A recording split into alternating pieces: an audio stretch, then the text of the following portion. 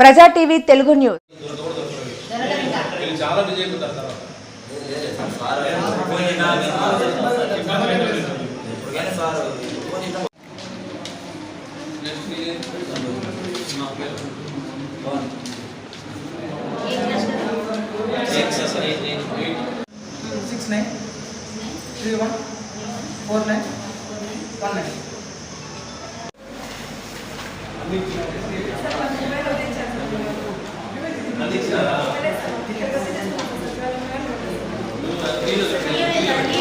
Mobile last అన్న పెట్టాను sir.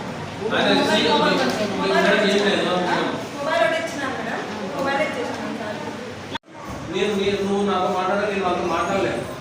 అర్థమైందా? నువ్వు నాతో మాట్లాడుతున్నావు కదా, నేను ఆ విధంగా నాతో మాట్లాడలేదు. నా బాధ్యత నేను చేయాల్సి ఉంటుంది. అదే కానీ నీ బాధ్యత నువ్వు చేయమని అడుగుతున్నాను. అర్థమైందా?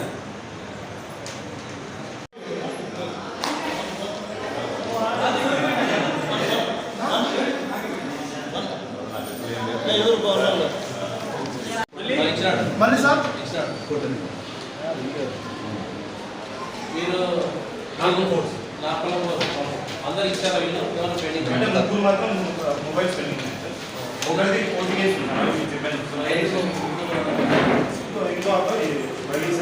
వాళ్ళతో నువ్వు కలెక్టర్గా చేయించుకోవాలా, లేకపోతే క్రిమినల్ కేసులో పెట్టాలి. గవర్నమెంట్ ప్రాపర్టీ మిమ్మల్ని అడుగుతుంది, మీకే నోటీస్ ఇస్తాం. మీరు కాంప్రమైజ్ చేస్తున్నారు. అన్ని వాలంటీర్ దగ్గర, అన్ని క్లస్టర్ వాలంటీర్ దగ్గర mobile, SIM, device, survey book, 4 items ఖచ్చితంగా మీరు కలెక్ట్ చేసుకోవాలి. కలెక్ట్ చేసుకోకపోతే మిమ్మల్ని అడిగినాము, మీరు వాళ్ళతో ఇప్పించుకోవాలి. మీరు వాళ్ళతో ఇప్పించుకోకపోతే మేము మీకు నోటీస్ ఇస్తాం, మేము మీకు మెమో పెడతాం. Panchayat secretary is responsible for all these things. Mobile లేదు, అది మొబైల్ కావాలంటే మీరు అది ఏం చేసిన పోయినప్పుడు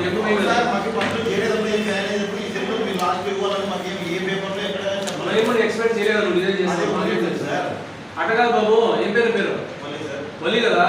వాలంటీర్ జాయిన్ అయినప్పుడు సంతకం పెట్టినావా? అగ్రిమెంట్ ఏమని పెట్టినావు? చదువుకున్నావా? అది చదువుకున్నావా? దాంట్లో ఏముంది? మళ్ళీ ఏముంది చెప్పు. కాదు, ఏముంది దాంట్లో అగ్రిమెంట్ లో? అదే ఏముంది చెప్పు. ఏముంది చెప్పు. మొబైల్ గురించి లేదు, ఏముంది? అట్లా కాదు బాబు, నేను చెప్పేది పోయిదాన్ని ఏమి ఇస్తామంటే దానికి పరిష్కార మార్గాలు ఉంటాయి.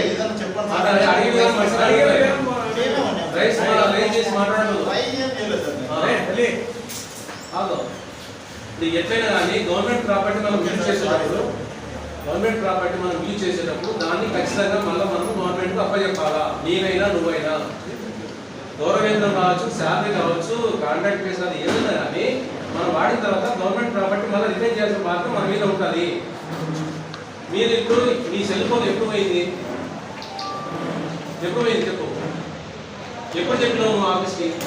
నీకు అప్పచెప్పినప్పుడు అన్ని సర్వే పనులు చేసింటావు. పోయిన తర్వాత వెంటనే నీ స్టాఫ్ చెప్పినావా? మన కలెక్ట్ చేసేటప్పుడు చెప్పినావా? ఎప్పుడు పోయింది అది? నీకు 1 year బ్యాక్ పోయినప్పుడు ఎందుకు చెప్పలేదు? చెప్తే మేము రీప్లేస్ చేయడము, పోలీస్ స్టేషన్ కేసు పెట్టడం చేస్తాం కదా. మాకేమనిపిస్తుందంటే నువ్వు 1 year బ్యాక్ పోగొట్టుకొని మేము కలెక్ట్ చేసేటప్పుడు పోయిందని చెప్తే ఉద్దేశపూర్వకంగా చెప్తున్నామే అనుకుంటున్నాం. మేము ఇన్ని రోజులు చెప్పకుండా ఇప్పుడు చెప్పినామంటే అంటే అనుకుంటాం కదా.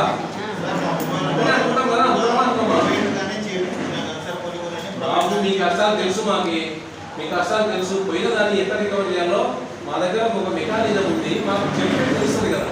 మేము కలెక్ట్ చేసినప్పుడు నాకు పోయిందంటే మేము ఏం చేస్తాం చెప్పు.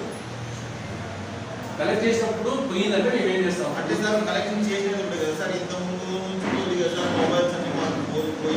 పోయినాయి, పాడైపోయినాయి, పగిలిపోయినవి, పని చేయలేదు, హ్యాంగ్ అయినాయి, రకరకాలు ఉన్నాయి. అట్లాంటి దాంట్లో కంప్లైంట్స్ కొంతమందికి సచివాలయం జిఎస్డబ్ల్యూఎస్ హెచ్ఓడి నుంచి తెప్పించి ఇచ్చినాం, కొంతమందికి ఇచ్చినాం.